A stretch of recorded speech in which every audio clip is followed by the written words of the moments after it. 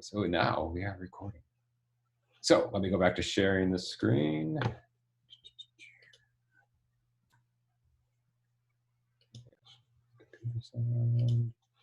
have to talk to myself even more than I normally do when I'm teaching. So we have our elements of sound. Remember, we had our elements in principle of design. That stuff carries over into sound. Here, the elements of sound are easier to memorize. We got pitch, amplitude, timbre, and duration. You've probably experienced all of these before, but to go over them, it's helpful. Pitch is also known as frequency, and that determines if something is very low sounding or medium sounding or high sounding. We measure pitch in terms of hertz, and that means cycles per second. A faster sound cycles faster. You can see the sign up the slide up here. It means that the sound waves are reaching you faster. They're closer together. They're bunched closer together. So on the upper ends of human hearing, maybe some of you still have this, is like 20 kilohertz. That's very, very high pitched sounds. At the very lower end of things is 20 hertz. That's very, very like jet engine low kind of sounds. Most of the stuff that we hear, the human voice takes place around 14 to 16 kilohertz. So that's an area that we're really, really familiar with. But again, pitch's frequency is how high or low a sound is. That makes some sense? Yeah, good. Amplitude then is how loud something is. That means how hard that sound wave is traveling through the air. How hard does it hit your eardrum, basically? It's a very physical kind of thing. If it's very moving along very slowly, you know, it's a very calm wave. It's very quiet. It doesn't hurt so much. The louder sounds have a lot more force to them. You can imagine the amplitude being almost the height of the wave. When that hits you, it's a very physical thing. You've been into shows where it's just been too loud and you've kind of cowered away. We measure this in decibels or dB. You've seen, that makes sense, I'm sure. Now, I've been showing you these nice, beautiful sine waves on the slides. Most of the time, our sounds, when we're looking at the waveforms of them, will look more like this. This is an amplitude graph of a sound. You can still see it's telling us when it's quiet and when it's loud. Louder, the higher parts, quieter are the slower parts. But it's very different than the nice rolling sine wave. Part of what makes that wave look the way it does in this slide is the idea of timbre. And that's what we were talking about earlier when we were saying something sounds bright or funny or scary or aggressive. Timbre is the tone of a sound, whether we mean something that's dark or woody or bright like a trumpet or something, metallic, or it could be like a drum. It may sound very, again, wooden, as I put up there. Those kind of things. Almost all the descriptive words that we put to a sound are what we would call the timbre. And the last element is duration. Duration is really easy. That's just how long a sound lasts. You know, there are some sounds that sound like a drum hit that come and go really fast. Other sounds like a jet engine might stay up in the sky for a really long time. We're like, oh, that's a really long sound. You know, we can measure sounds in a very, very minuscule kind of way. What part of a sound is existing within a larger sound? That might be a very, very, very brief moment. Or we can take a whole sound. This lecture is going to last for half hour, 40 minutes or whatever. That's a long time for me to be talking. But each individual word within that longer time is a shorter moment, duration. That makes sense? Can you see some nods of it, or if it doesn't? Cool. All right. So those are the four things that we want to pay attention to when we're talking about sound. The other thing that's going to impact us, and it's going to impact us a lot since we're doing this as distance remote learning, are how we record our sounds. And this is measured in two ways: sample rate and bit depth. Sample rate, you can almost imagine it as being little pictures of the sound that our phones and audio recorders are going to record sounds at. It tells it basically how many little snapshots of a sound to take over a second. Average normal sample rate for things is 44.1 kilohertz, which is a lot of tiny little pictures a second of a sound. 44,100 little snapshots of sound per second. That's twice as fast as we hear, as I put up on the slide here. So that's pretty good. You go lower than that, and suddenly we start to hear breakups and gaps in between the sound. This is something that you heard when you have a bad phone connection, bad Zoom connection. This is important to us for two reasons. One, a higher sample rate means that the sound sounds better, but it also means our file sizes are larger. So if you want to make something sound bigger, you have to give up space. The other thing that gets us is the bit depth. The sample rate is how many tiny pictures of it we take during a sound. The bit depth is how much of that sound it records with each sample rate. Imagine it being compared to like a black and white photo versus a very high res, billions of color digital photograph. Most of our stuff is going to be at about 24 or 32 bit depth or bits. And that would give us lots and lots of little information about our sound. The lower you get, it's going to start cutting off high ends of sounds and low ends of sounds and try and zero in on that human hearing range. So again, the 14 to 16 kilohertz. This is what makes things start to sound really hollow when we have a very compressed sound or very expansive and natural. Leighton Pierce's soundtrack is, he recorded that at pretty high bit depth because we can hear those individual crackles, but he's also EQing it, which we'll talk about later on. This is all stuff that you can set in the audio recorders that I'm gonna recommend that you use in a little bit. So it's something to just have in the back of your mind.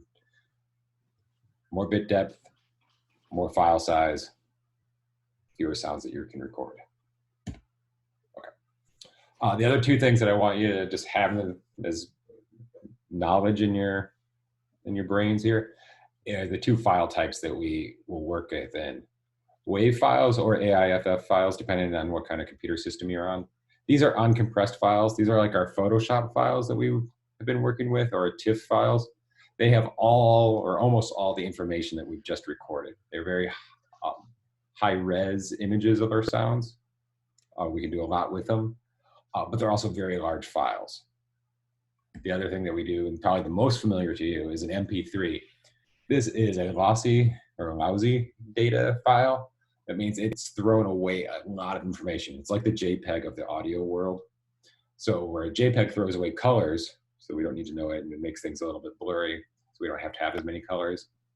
What an MP3 does is, first of all, it says, you know what, humans can't hear below 20 hertz or above 20 kilohertz. So that's the first thing I'm going to get rid of. Don't need those. That starts to feel a little echoey. Even if we can't hear it, those lower and higher sounds impact the other sounds that we're hearing and change their waveforms just a little bit. But we don't tend to notice a ton. The more compression you have, the more extreme that kind of gets. The other thing that an MP3 does, and computer scientists have gotten really good at this, is to model how we hear things. And it says, you know what, these kind of frequency ranges are enough like these other frequency ranges. We can just blend all that stuff together. It makes stuff sound a little bit muddy, but it's, again, not enough that most of us pay attention to and can hear. I want you to record your stuff in WAV files and edit it as WAV or AIFFs.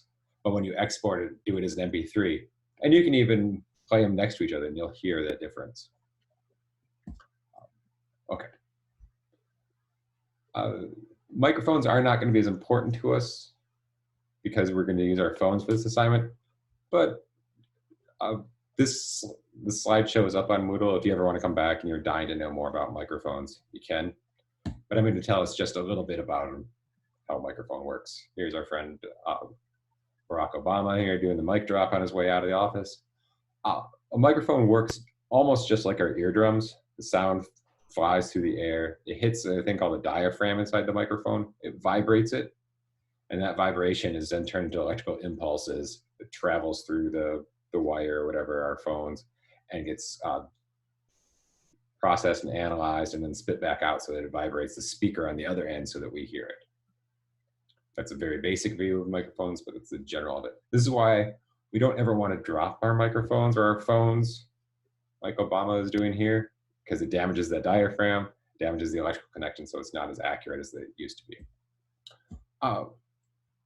The thing that's important about microphones is that they each have a different pickup pattern, how they're going to capture the sound around them. It's like a lens on a camera.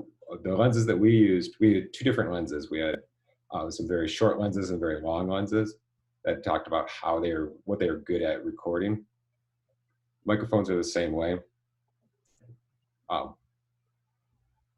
We are probably going to use, most of our phones have something called the cardioid shape or heart-shaped thing. This is what our phones have. You don't want your phone to be recording your hand, or your hand, however you're holding your phone, as you rummage with it and all that kind of fun stuff. The microphone in there is designed to be forward facing, so it records whatever's in front of it instead of what's behind it.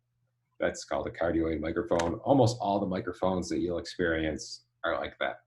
Occasionally you'll see a newscaster or somebody out in the wild recording with something on an omnidirectional microphone. That's an all over recording pattern. That picks up everything, so it's a little bit noisier. But again, the cardioid is what our phones are going to be like. Super cardioids or shotgun mics, we've seen these before. This is something that you'll see, the professional thing. This is a way of getting a little bit of distance from where the recorder is and where the subject is. It's not a miracle. You can't record, your neighbors talking. That's this very special parabolic microphone, which we're not going to worry about. Okay, we'll skip that. All that brings us to our assignment. I want you to make a sound art work. You can use just your phones to record these things. I've got a couple of apps for you in a second here. But what I want you to do is to carry over all that stuff we thought about in terms of visual collage, like we just did, and bring it into sound. We're going to use a program called Audition, which I have a tutorial up on Moodle for you to go through. And I want you to go through and explore. This is kind of interesting now that we're all more or less contained in little finite places. We can really get to know the place from a different viewpoint by using the sound. We go through and record a bunch of sounds that somehow create a mood or tell a story or make a point about how you feel at this point in time. You can make it be funny, you can make it be abrasive, you can make it be machine-like, as I say. It can be musical if you want to go that way, but we'll play some examples here in a second that aren't super musical. It doesn't have to be a musical composition at all. But what I want you to do is pay particular attention to how you're recording the sounds and how you're arranging them so that it becomes very, very deliberate about what you're getting the audience to hear. Think of how Leighton Pierce did that, how he got rid of all the information except for the sounds of the water dripping or the swinging. Okay. Some of the nitty gritty, only sounds that you record can you use at least 4 different sounds. That's not that many. I imagine most of you will go much crazier with that. And I want you to use the multi-track and wave editing functions inside of Audition. Again, we'll get to that. They say all that kind of stuff on there about the Audition properties of loops, effects, speed changes, cuts, fades, and all that fun jazz. Here's a fun thing, to save you some time. This can be the soundtrack to your final video art project, which is going to be a collage video. So if you want, you can be forward projecting if you want to tell some sort of story through a collage in video form. Maybe this becomes the soundtrack for that. Types of sound you can use, whatever you can record, with the exception of just playing Britney Spears on YouTube and putting the phone up to that and recording it. So it'd be sounds that in your world that you go out and record. That makes sense so far? And you're all small right now, so I can't see you all. If you have a question, just belt it out. Oh, when you say, when you say 4 recordings, do you mean like, for example, like you record 4 sounds in the house? Or like, do you want like full last? I'm sorry, I lost you there for a moment. Do you want like 4 final projects, kind of like how you had us for the drafts? No, that's or do you want work. like 4 sounds? 4 sounds. So for example, in the demo I put on Moodle, I recorded a bike wheel, I recorded a fire, I recorded a clothes dryer, and the sound of me washing some dishes. So those are the 4 sounds that I used. Like, does that help? Does that make sense? Cool. Was there another question? That was basically my question. Okay. Julia. Are we doing any kind of visual component, or this is just This is sound? pure sound. Okay, cool. Yeah. There's only 2 sounds that I ask you not to use. This is because I've had bad experience with them. Are footsteps and wind chimes. So there'll be a smart aleck in here that will do a wind chime and change it so I can't hear it, and then they'll say, "Haha, I used a wind chime." That's great.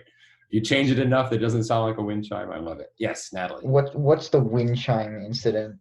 Oh, I can imagine footsteps just being repetitive, but why?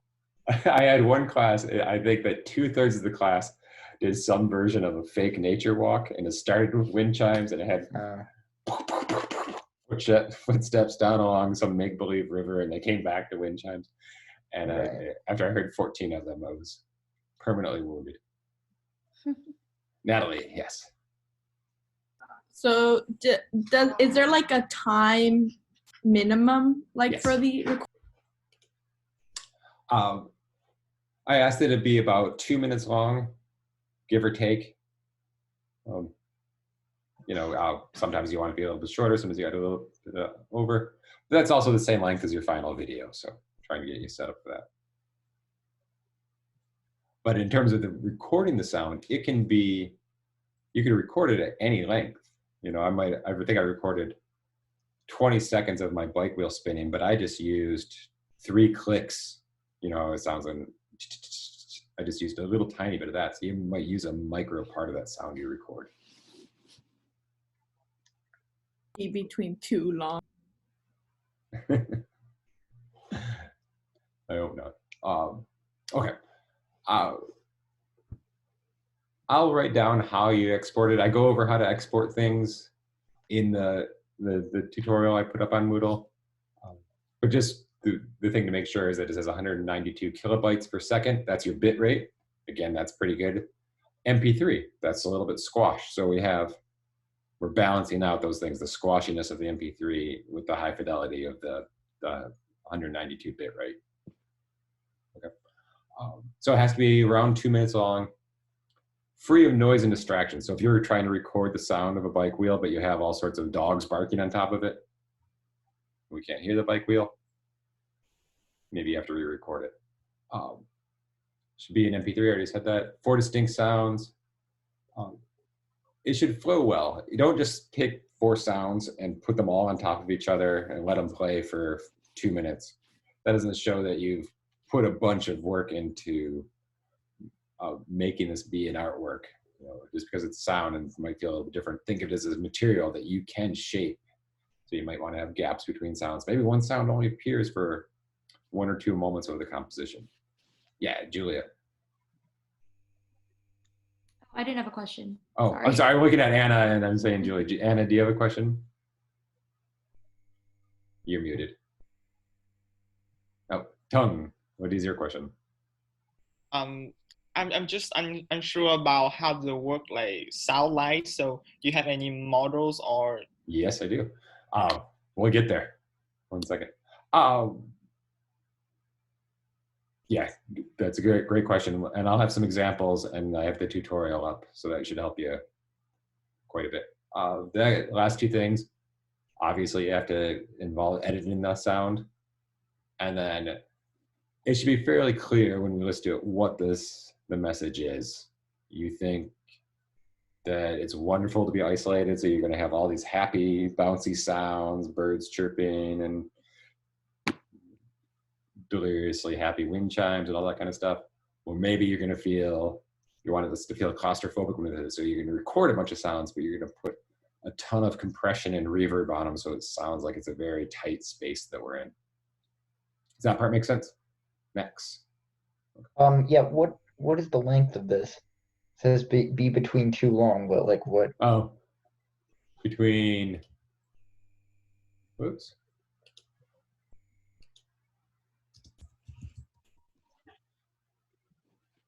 There we go. 2 minutes. So like, and there should be no between there. Sorry, I changed there. it a little bit.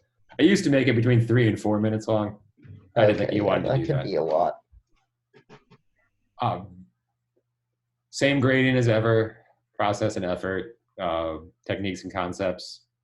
That means that you're paying attention to how you're using the sound, how it's all put together, are your edits careful, all that kind of stuff. Craft. Is it an MP3 or did you just send me the whole audition file? Content and form. It's about being claustrophobic. It sounds claustrophobic. The usual. Ambition and risk taking. Maybe it's recording sounds differently. Maybe it's using a lot more sounds.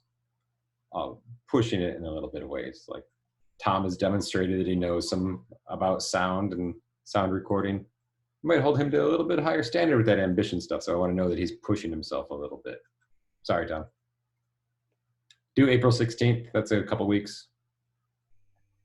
Cool. So I have a question about like obviously the copyright stuff, like we went over that with everything else, but is it different if there's like a sound that is from something, but it's like it would be a big part of what we're doing? Like not a big part as in like duration wise, but like, I don't know, something that would go into that.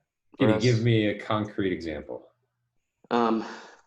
Like, I don't know, like the intro to a TV show or something. Like not the entire intro, but like part of it or something like that. I think Twitter or something, would that be like something like that from a different application that's not ours, but we're using that sound? Yeah, I think that's going to be fine. Both of those instances sound fine. I wouldn't take the intro to the TV show, Game of Thrones, dun dun dun kind of thing, and just loop that so that it becomes the driving force. But if it's in there to set the tone, like we have the Twitter alert, or it feels like a TV's popping on and we hear just that first bit of the TV show to get us in that mood, that sounds fine. Does that difference make some sense? I think so. So you're saying like, if it's not constant? Yes. Okay. That's a big part of it, yeah. And it will be kind of like Rosie was talking about in court when we say like, did you change this enough? Or have you used just a little bit of it? You know, how dominant is it going to be? Cool. Okay. There's all sorts of different recording softwares. These two seem to be the most full-featured and yet the easiest to explore that I found on Android. RecForge Lite, it's free. It's an audio recorder. It's a little bit more robust than voice notes that you might have on your phones. The other one that I like a lot is Voice Record Pro. This is on iOS. It's also free. It has little ads at the bottom, but I've never found it to be intrusive. And on it, don't dive in right away. Just try to record. Spend 5-10 minutes with the apps, so you know how they all work. The Voice Record Pro is particularly nice because it has a little meter that tells you how loud your sound is. So you'll be able to tell if it's all the way over to the left-hand side that it's not loud enough. It has a little needle. If it goes over to the right and is bouncing around a little bit, that's probably a good thing. And you can tell it what format to record in and all that kind of stuff. I don't know what kind of phones everybody has, so I'll let you take a look at these two apps and use them. Yeah, go ahead, Tom. If we have a mic other than our phone, can we use it? Please do, yeah. Normally I would set you up with a bunch of recorders and different microphones and have you go nuts, but our phones will be fine. The only real downside to just using our phones for this is that it does compress the recording. Our phones are meant to record the human voice and to not record all those other distracting sounds.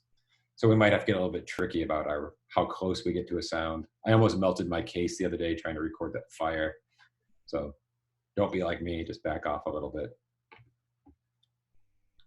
Questions about that? Cool. We will do this in Adobe Audition.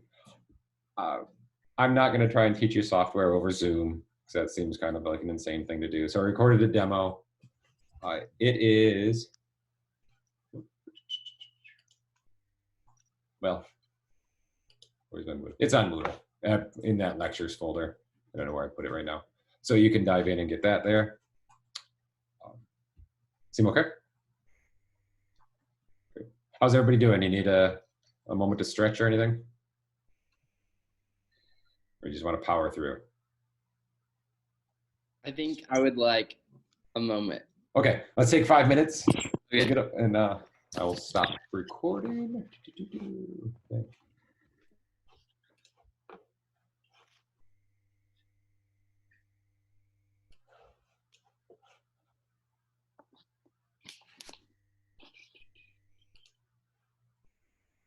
I'm resuming recording, and let me share this here screen again. What we're gonna do is, can you see my screen okay? It says sound collage. Cool. We're gonna do a thing called sound collages. It's the nature of it. It's a form of sound art where we're mixing disparate bits of sound together to make a new audio landscape or a new audio piece.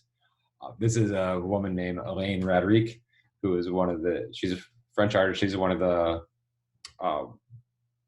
godmothers of sound art making. So she's somebody who might be interested in diving into learning more about. But I'm going to let this weird British guy tell us a little bit more about sound art. And it originated from a field called musique concrète. You might say it is music concrete. It's sounds that are taken from the real world instead of trying to synthesize sounds with electronics or to make up any kind of particular sound. It's a way of taking what exists in the world, twisting it all around so it becomes what we want. But again, it's drawn from the world and put into a new sound recording. Let's let this guy talk to us about it a little bit.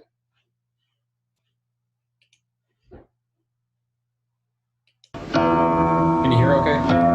The arrival of tape recorders meant even the most basic sounds could be transformed. Experimenting with music was no longer the monopoly of the imaginative musician.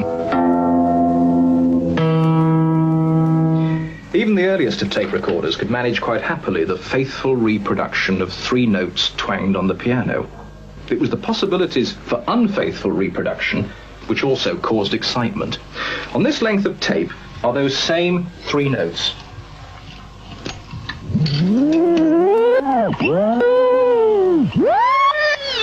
If I wind this piece of tape through the machine by hand, at a speed which isn't constant and in a direction which is forever changing, those 3 twangs become a collection of quite different sounds.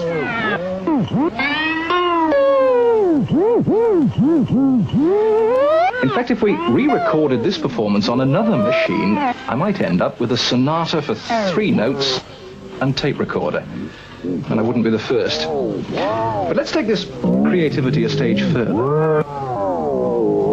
Let's find the start of the last note.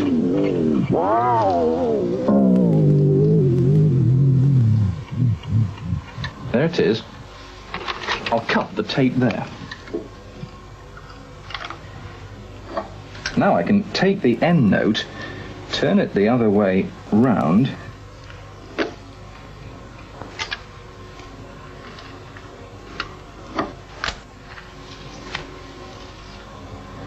and put it back, ready to join up. So, what have we got now? Our first 2 notes are still the right way round, producing a boing sound with a quick start and a slow finish, or what musicians call sharp attack, gentle decay. But now we've turned the last note the wrong way round. We've got the decay first. Now it's become a sound. And if I finish the joins here, it should sound something like this.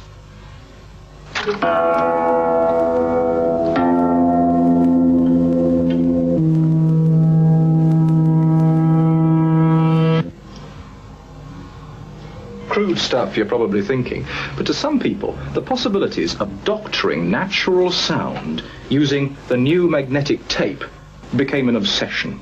In 1958, a reluctant BBC was forced to allow a tiny group of enthusiasts to get some gear out of redundant stores and establish itself here in 2 rooms in London's Maida Vale.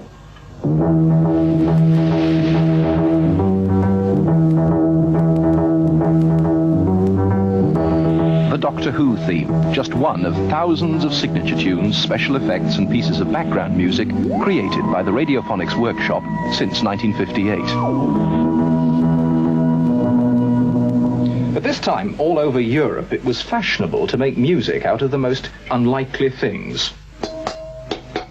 An old lampshade, an empty tin can. Anything that could make a sound could be doctored by the tape recorder. What have we got here? Box of gravel. Beautiful, beautiful. Something else? Heaven knows what this is.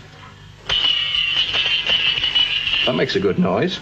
We need a basic rhythm, don't we? Well, how about something as mundane as a metronome? That should keep things going. What else could we use? One defunct alarm clock. Gotta have possibilities in it somewhere. Now add all these bits together on a tape recorder. Play some of them backwards, some of them forwards, some at the wrong speed, and this is what you end up with.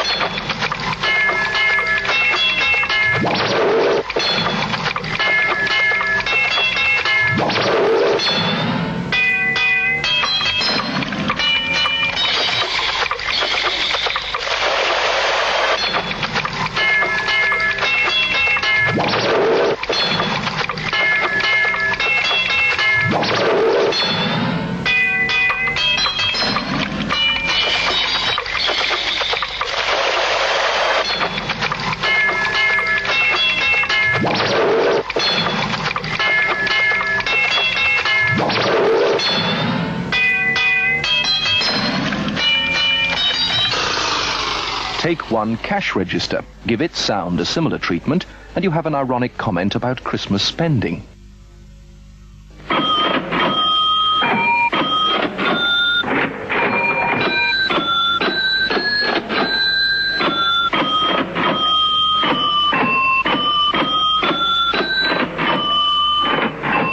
By playing around with tape, almost anything can become musical.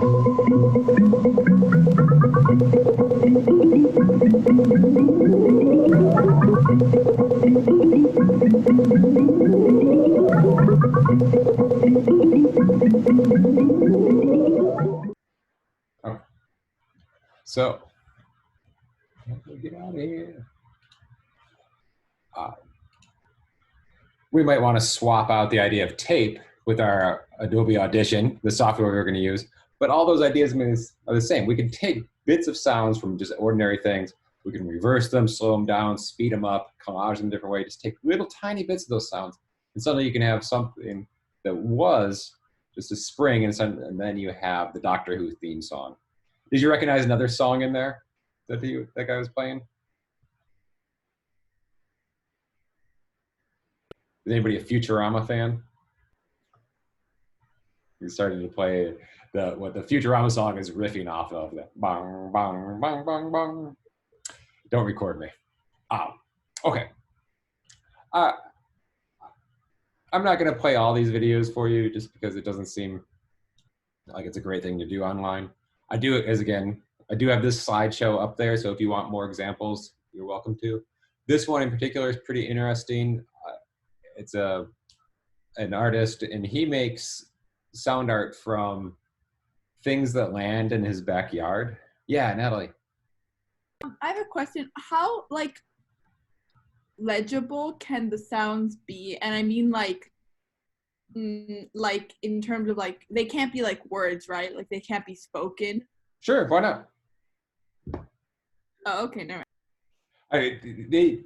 You can go to either extreme. You could make a composition out of you saying the word super clearly, and you could break it apart or do whatever you want and just build that in a composition. You could take you saying that same word and draw it out and make it so indecipherable we had no idea where it came from. That's the super fun thing about working with sound, is that you can start to really twist this stuff and mangle it. Okay. Yeah, so this guy, he uses stuff that blows into his backyard. That's his rule for when he makes art, is like, it has to be, you can only get things that have blown into his backyard. So it's things like potato chip packets and bird nest and sticks and just very light stuff. So all of this stuff, you would think that it would be super crinkly, but because he takes these crinkly sounds and spreads them out, it becomes very ambient, very kind of whoosh kind of sounds. Pretty exciting. To really literalize it, has anybody heard this band, The Avalanches? This video is fun because it kind of shows the sounds that they were using, and it's silly. So we'll just watch a few bits of The Avalanches, Frontier Psychiatrist.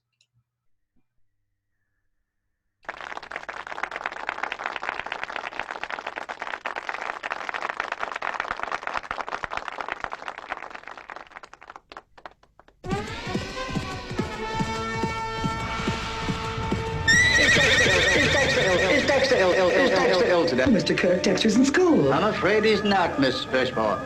Dexter's truancy problem is way out of hand. The Baltimore County School Board have decided to expel Dexter from the entire public school system. Mr. Kirk, I'm as upset as you to learn Dexter's truancy, but surely expulsion is not the answer. I'm afraid expulsion is the only answer. It's the opinion of the entire staff that Dexter is criminally insane. Sane.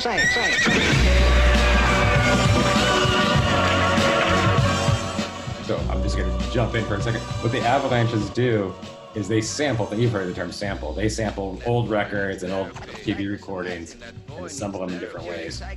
So when you have these people reenacting the sounds, what's happening. What does that mean? You're a nut! You're crazy in the coconut! What does that mean? That boy needs therapy. I'm gonna kill you. That boy needs therapy. Granny Gazoo, let's have it you. Now when I count 3. That boy needs therapy. He was white as a sheep. And he also made false teeth.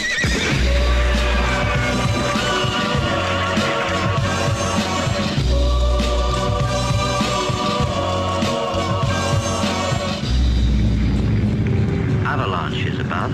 Business continues below. Did I ever tell you the story about Cowboys and bitches and the Indians and frontier psychiatry? Life felt strangely hypnotized. I was in another world, the world of 20,000 girls and rectangles? storing up optometrist. A man with the golden eyeball. And tighten your buttocks. Or juice on your chin. I promised my girlfriend.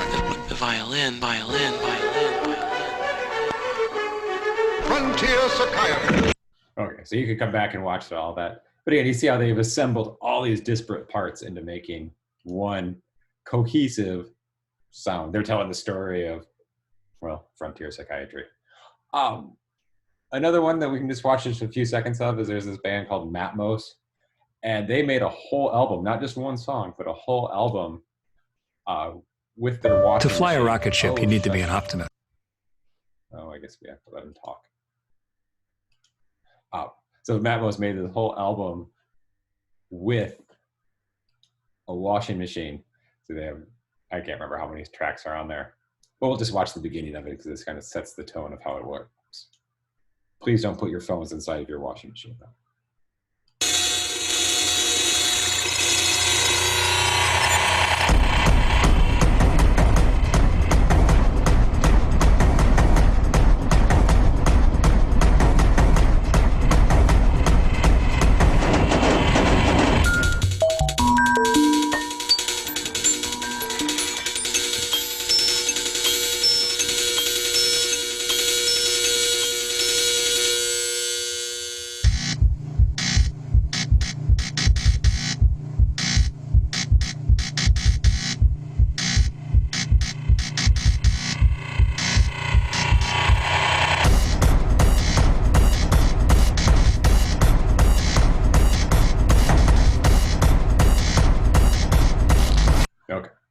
Again, you can come back and watch that if you want. But I got to see them play one time. They brought the washing machine with them or a washing machine. Like they destroyed a lot of them, but they would put different things inside of it to play. So there'd be sometimes where they put shoes, that makes it rattle around. And that the grand finale, they put in rocks and bricks and stuff like that. So the thing's shaking apart and wrecking itself. Again, ask your parents' permission. But it doesn't have to be so musical. Those tracks that we just saw were pretty musical. The artist I want to play for you right now, Jana Winnerin, she is known for doing really in-depth field recordings. Remember that term from earlier, people who go out and do these wild tracks. She uses highly specialized microphones, underwater microphones called hydrophones, really sensitive microphones that are like contact microphones. She put them in unusual places. And which one do I want to play for you? I went to that one, but she has this CD or audio called The Noisiest Guys on the Planet, and she's recording little shrimps, Nordic shrimps out there. If you have headphones around you, I'd recommend putting them in, or maybe even just later on today, listening to something like this. What Jana has done is puts the microphone really deep in the water and just isolates out everything but the sounds of these guys. And apparently they are the things on the planet that make the most noise. We just don't hear it because it's not in our environment. So she uses the sound through her recording techniques to bring the sound to us. I'll just start it. It's very unusual.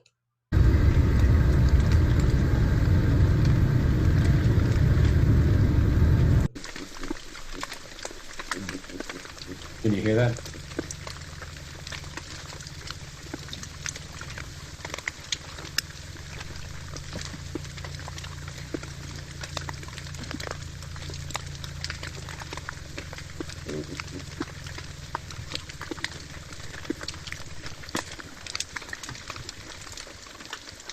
What does that sound like to all of you? Crackling fire. Fire. Anything else? What's that? I was gonna say it sounds like crackling, like kind of where when you're trying to be quiet when you're opening like a rapper. Mm-hmm. Yeah, you're in the theater and you're like, oh, it's because these microphones are right up against it. Yeah, it's fascinating. Jana also has one where sound art's really hard to listen to in a big group, but she has this one where she is in a town in Norway, and she just made the composition, almost a half-hour long piece, of all the sounds that she could record in that city and just kind of collage them together to collapse time and space in really interesting ways. Let me just show you one more. Or actually, let's do one more. I have a friend named John Wanzel who has a podcast called Stop, Go, Stop. And it's a mixture of field recordings and sound works. And I encourage you to go and listen to it. Here's one he just made. And he puts descriptions on, which is really helpful. And it's the collage close-up and Foley recordings featuring a can of seltzer, pouring water, semi-rhythmic rubbing, and a tapping glass and cardboard. So let's listen to just a moment of this.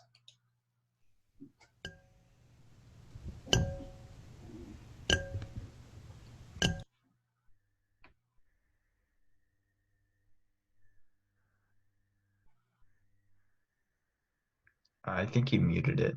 Oh, I did? Why did I do that? Sorry, I thought it was just quiet.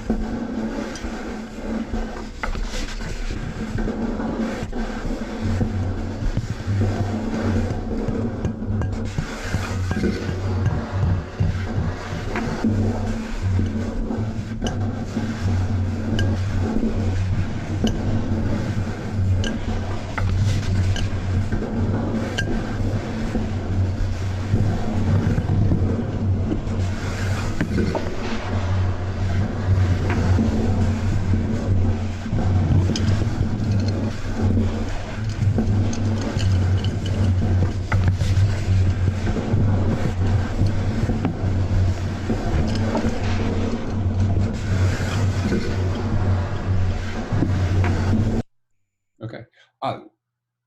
It goes on for 9 more minutes, and the sound, for me at least, the sounds in John's work, at first they're really recognizable. I hear the glass in there, I hear the seltzer being poured, or him tapping on different things. But as the soundtrack goes on, they start kind of like Leighton Pierce's work. They get separated from the original source, and they become first just a sound, and then they become part of this an element of a larger composition, and they become part of a structure, forming up a whole new audio world. John is very helpful.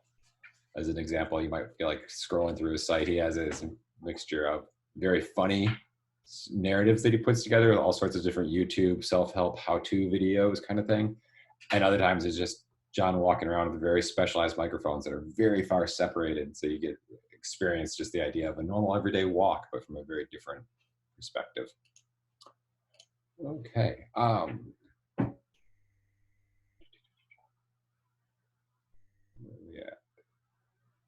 So I won't play anything more, but I'm just going to end with this guy, the image of this guy, Chris Watson, because he's holding a very fancy microphone. With that,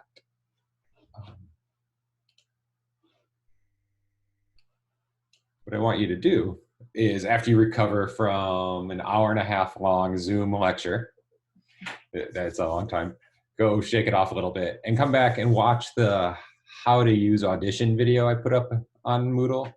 That'll tell you how to use the specific software they're going to use.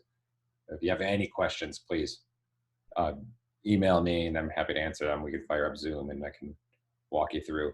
But Audition is a nice program. It's both pretty simple. It looks like Photoshop and Illustrator in a lot of ways.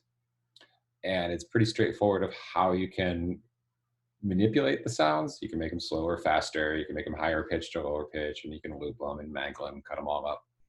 But it's also really rich in the way that you can start stacking all those things together. You have multiple tracks. It's like that guy with the tape recorder, but instead of just one piece of tape, we're lucky enough to have nearly infinite numbers of tracks that we can loop and layer and all that kind of fun stuff.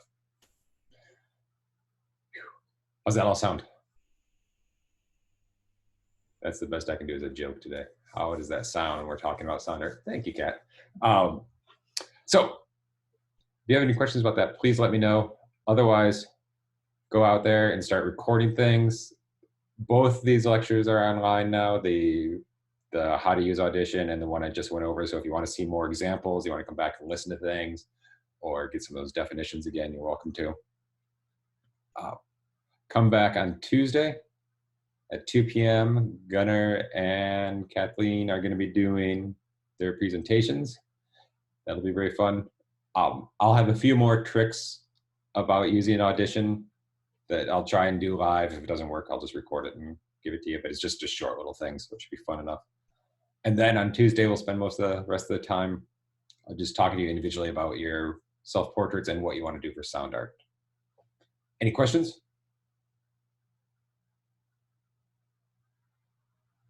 Any statements? Great. Okay, so, yes, Natalie. You just waving goodbye? All right, yes, that's a good sign. See you all later. And don't forget to start registering for classes next semester. That's gonna start soon, tomorrow. Okay, bye-bye. Thank you. Yeah. Bye.